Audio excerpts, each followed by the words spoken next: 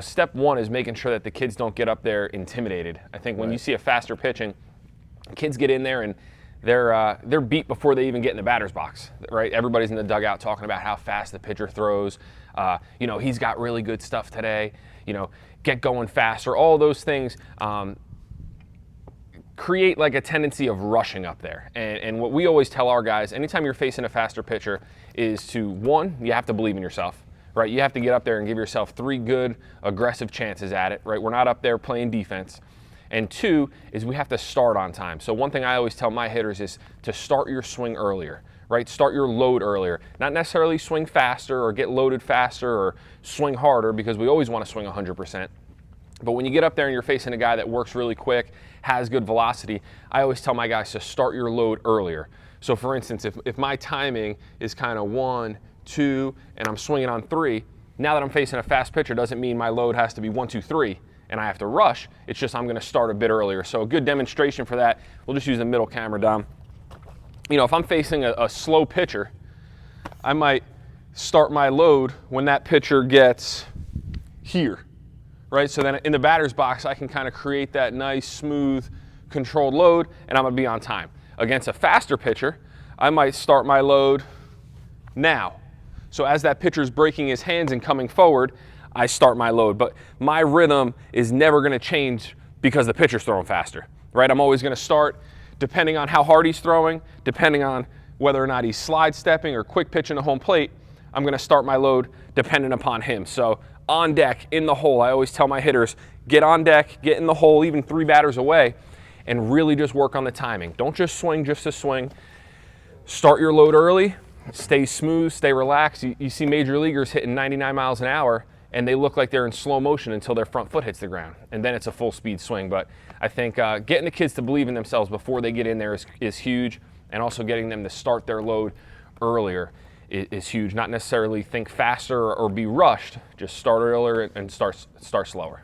I think another thing that we can add to that as a drill would be you can do front toss with your players, get a little bit closer, front toss fairly quickly, but have them get into their pre-stride position. So they're already in that stride position, they're seeing something coming in pretty hot, and they got to make sure that they're exploding and getting to the ball quickly. So you don't want to have them get into their regular position and you're throwing rockets so they're going to get rushed like Coach Steve's saying, but get them into the pre-stride position, the ball's coming, and you're having them work their hands fast and happen to be able to recognize that pitch and be able to be explosive, because that's where you'll see some flaws in the swing possibly. If guys are casting out or dropping the barrel and they can't get to that ball, then you know what you have to work on. But that could be a drill that you can use with your players to quicken up their hands and quicken up their swing and make sure it's staying compact. But I think it's the same exact thing happens with that slow guy, right? We played our first round and we beat the number 1 seed. We came out, we beat the number 4 seed, and by the time we got to the championship, they didn't have much left in the tank, and this guy was throwing slower than all the other pitchers. And our guys were out in front pounding balls into the ground, and it was like, so we were trying to slow them down. So we were trying to do the opposite.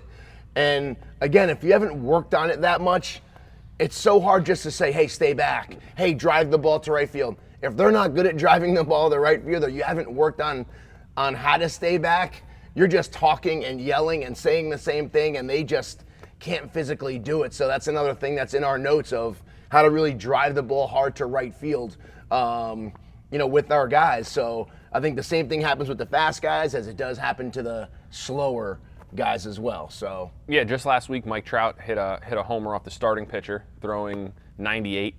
And then later in the game, they were up by a bunch, so the opposing team brought in a position player to pitch, and he was throwing 57.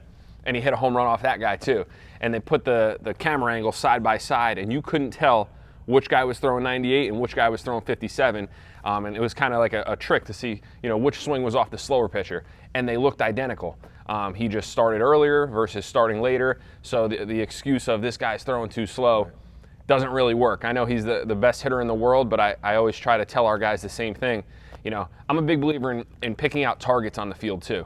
Thinking visually instead of mechanically. Instead of telling a kid, all right, you got to sit back and wait for it, I'll tell him, all right, we got to try to hit the Wawa sign in right field, or try to hit the scoreboard in right field, and just giving them a target I think helps them stay back, stay on it a little bit longer, and try to drive the ball the other way. So visually giving them a target as an adjustment, I think helps as well.